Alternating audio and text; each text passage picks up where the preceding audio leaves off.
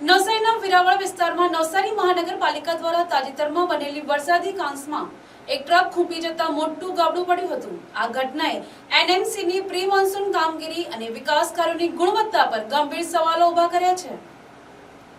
આજે એક ભારે માલવાહક ટ્રક નવી બનેલી કાંસ પરથી પસાર થઈ રહી હતી ત્યારે અચાનક રોડ બેસી ગયો અને ટ્રક અંદર ખૂંપી ગઈ।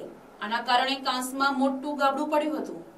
આ ઘટનાને પગલે વ્યસ્ત વેરાવળ વિસ્તારમાં કલાકો સુધી ભારે ટ્રાફિક જામ સર્જાયો હતો, જેના કારણે વાહન ચાલકો અને સ્થાનિક રહીશોને હાલાકી ભોગવવી પડી હતી। સ્થાનિકોના મતે મહાનગરપાલિકાના કોન્ટ્રાક્ટર અને અધિકારીઓની મિલીભગતથી આ વરસાદી કાંસના નિર્માણમાં હલકી ગુણવત્તાનું કામ કરવામાં આવ્યું છે। ચોમાસાનો પહેલો વરસાદ પડે તે પહેલા જ નવી કાંસ તૂટી પડતા તંત્રની કામગીરીની પોલ ખુલ્લી પડી છે। આ ઘટના બાદ સોશિયલ મીડિયા અને સ્થાનિક સ્તરે એનએમસી સામે લોકોનો ઉગ્ર રોષ જોવા મળ્યો છે। કરોડો રૂપિયાના ખર્ચે થતા વિકાસ કાર્યોની ગુણવત્તા સામે પ્રશ્નાર્થ ઉભો થયો છે।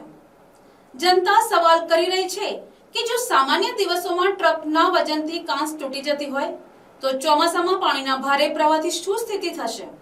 આ ઘટનાએ નવસારી મહાનગરપાલિકાના વિકાસના દાવાઓની વાસ્તવિકતા દર્શાવી છે।